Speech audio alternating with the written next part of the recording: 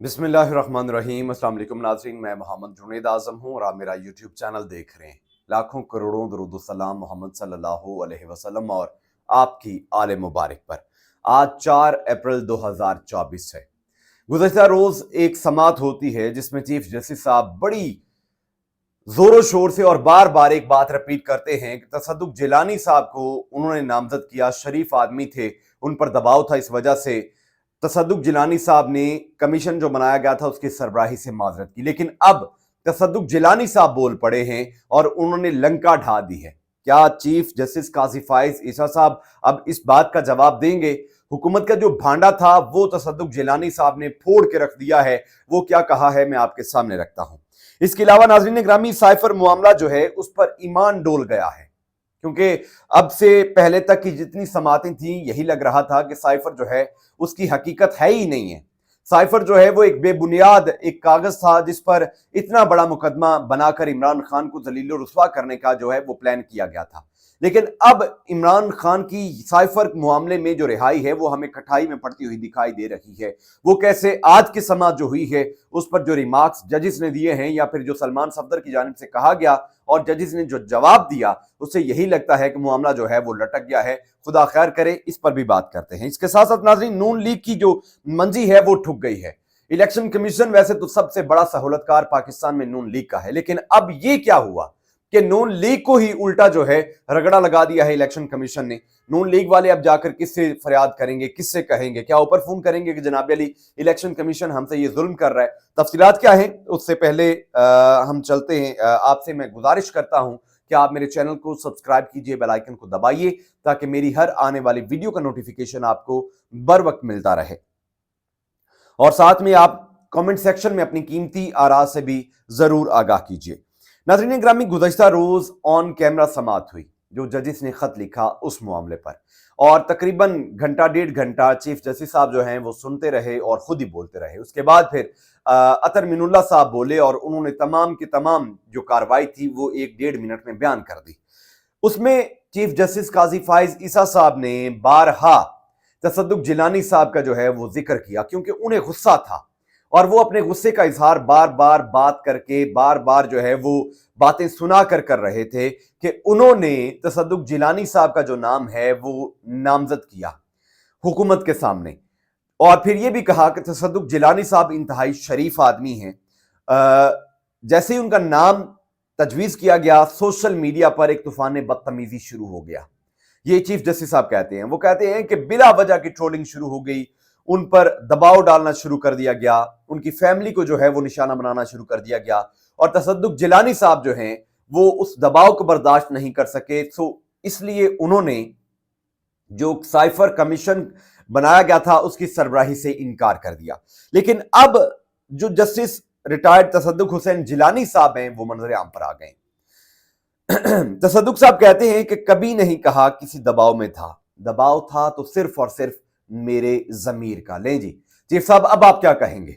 आगे सुने क्या कहते हैं। वो कहते हैं कि इंक्वायरी कमीशन के सरबराह और सुप्रीम कोर्ट के साबिक जज जस्टिस रिटायर्ड तसद्दुक़ जिलानी ने कहा कि आज भी अदलिया के कोड ऑफ कंडक्ट का पाबंद हूं, रिटायर्ड जज हूं, मीडिया पर नहीं आ सकता, कभी नहीं कहा किसी दबाव में था, अगर दबाव था तो मेरे जमीर का था। उन्होंने गुफ्तगू की और कहा कि केस की मेरिट पर जो कहना था उसका खत मैंने लिख दिया है। इंक्वायरी कमीशन के TORs के मुतालिक जस्टिस रिटायर्ड तसद्दुक़ हुसैन जिलानी के फैमिली ज़राए का कहना है कि इंक्वायरी कमीशन के TORs व्हाट्सएप पर बताए गए थे और विफाकी वजीर कानून आजम नजीर तारड़ ने जस्टिस रिटायर्ड तसद्दुक़ हुसैन जिलानी को TORs पढ़कर सुनाए थे। इससे पहले इंक्वायरी कमीशन के TORs में कोई रद्दोबदल नहीं किया गया था। जस्टिस रिटायर्ड तसद्दुक़ हुसैन जिलानी ने TORs कबूल नहीं किए थे। नाज़रीन, जजिस के खत की तहकीकात के लिए कायम की गई इंक्वायरी कमीशन के सरबराह जस्टिस रिटायर्ड तसद्दुक़ हुसैन जिलानी ने इंक्वायरी कमीशन की सरबराही से माजरत कर ली थी। माजरत नाज़रीन, ये है वो बात कि जब TORs ही नहीं बदल सकते और वजीर कानून आजम नजीर तारड़ साहब ان کے کتنا کیلیبر ہے وہ بھی ہم جانتے ہیں، وہ پاکستانیوں نے انہیں سنا ہوا ہے۔ وہ ایک سابق ریٹائرڈ جج جو سپریم کورٹ کے جج سے انہیں ٹی او آرز پڑھ کر سنا رہے ہیں اور ساتھ میں یہ فرما رہے ہیں کہ وہ اس میں امینڈمنٹ بھی نہیں کر سکتے، تبدیلی بھی نہیں کر سکتے۔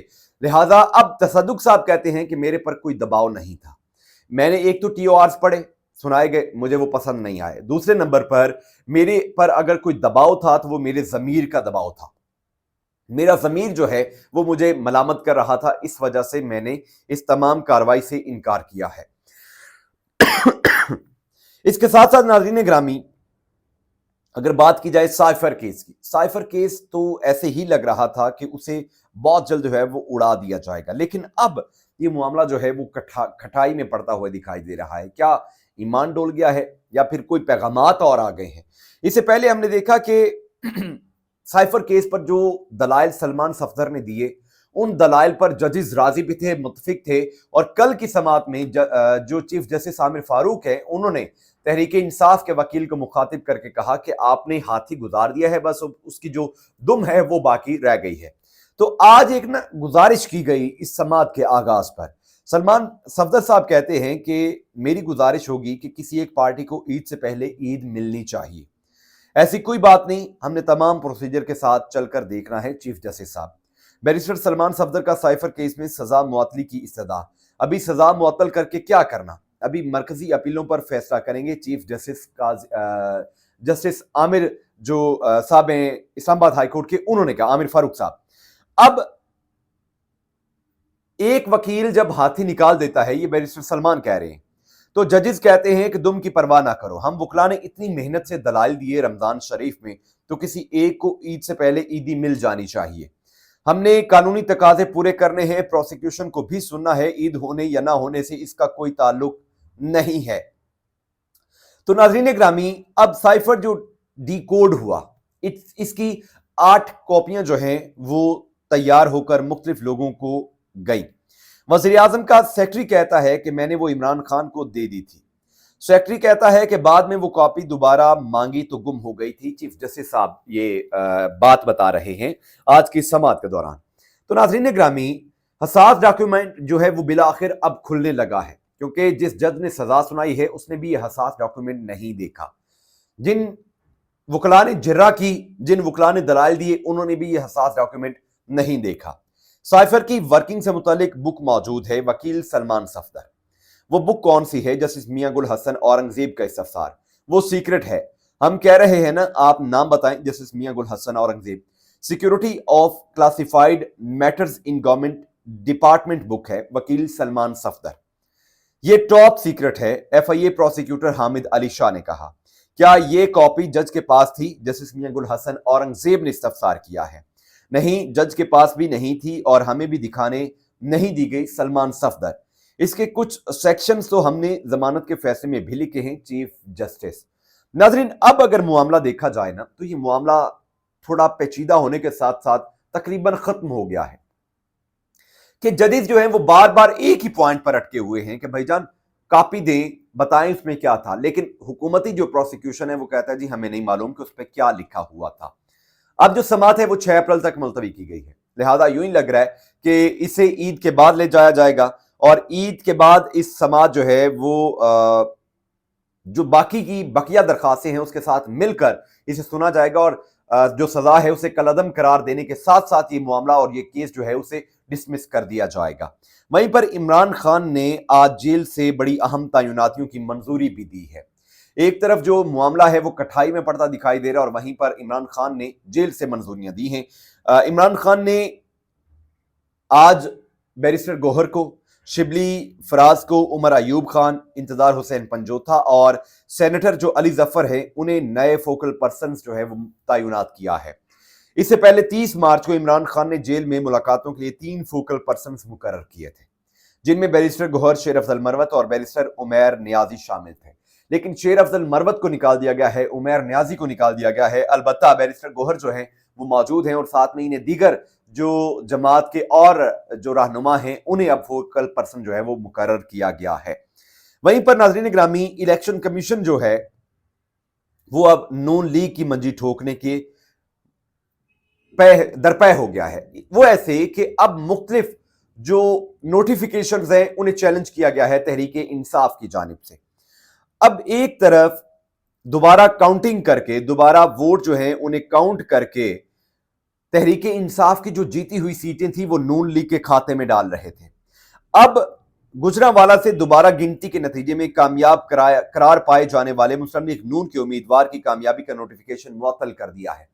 پہلے تحریک انصاف کے جو جیتے ہوئے کینڈیڈیٹ تھے دوبارہ کاؤنٹنگ کی، نون لیگ کے جتوا دیے. تحریک انصاف نے درخواست دی، چیلنج کر دیا. اب دوبارہ سے کاؤنٹنگ ہوئی ہے، اب دوبارہ سے تحریک انصاف کے جو یہاں سے رکن ہیں وہ جیت گئے ہیں. قومی اسمبلی کے حلقہ این81 سے نون لیگ کے اظہر قیوم نہرو کو دوبارہ گنتی میں کامیاب قرار دیے جانے کا فیصلہ پاکستان تحریک انصاف کے حمایت یافتہ آزاد امیدوار بلال اعجاز چودھری نے چیلنج کیا. لاہور ہائی کورٹ کے جسٹس شاہد کریم نے بلال اعجاز چودھری کی درخواست پر سماعت کی. درخواست میں موقف اپنایا کہ بلال اعجاز چودھری 8000 ووٹوں سے کامیاب قرار پائے، لیکن الیکشن کمیشن دوبارہ گنتی پر اظہر قیوم کو کامیاب قرار دے دیا. دوبارہ گنتی پر درخواست گزار کا 2500 ووٹ کم کر دیا گیا. عدالت نون لیگی امیدوار اظہر قیوم نہرا کی کامیابی کا نوٹیفیکیشن معطل کرے. بعد ازاں عدالت نے فریقین کا دلائل سننے کے بعد این81 گجرانوالہ سے نون لیگ کے امیدوار اظہر قیوم نہرا کی کامیابی کا نوٹیفیکیشن معطل کر دیا. یوں ناظرین، اب دوبارہ سے تحریک انصاف کے یہ جو آزاد امیدوار ہیں بلال اعجاز چودھری صاحب، اب یہ قومی اسمبلی پہنچ جائیں گے. اب نون لیگ کے پاس ویسے 118 سیٹیں جیسے تیسے کر کے جتوا دی گئی ہیں، لیکن تحریک انصاف کو یہ سیٹ ملنے کے بعد اب تحریک انصاف کی جو اسمبلی میں سیٹیں ہیں وہ 89 ہو چکی ہیں، کیونکہ کچھ سیٹیں انہوں نے ریورس کروا دی تھیں تحریک انصاف کی. لہذا الیکشن کمیشن جو بھونڈے اور 2 نمبر طریقے سے نون لیگ کی سیٹیں بڑھانے کی پوری کوشش کر رہا ہے، اب اسے نوٹیفیکیشن جو ہے وہ معطل کرنا پڑ گیا ہے. نون لیگ obvious ہی بات ہے، جب انہیں ووٹ آف نو کانفیڈنس لینا پڑے گا اس کے بعد ان کی چیخیں جو ہیں وہ آسمان سے باتیں کریں گی. انشاءاللہ اگلی ویڈیو میں آپ سے ملاقات کروں گا، تب تک کے لیے اجازت دیجیے. اللہ نے کے بعد.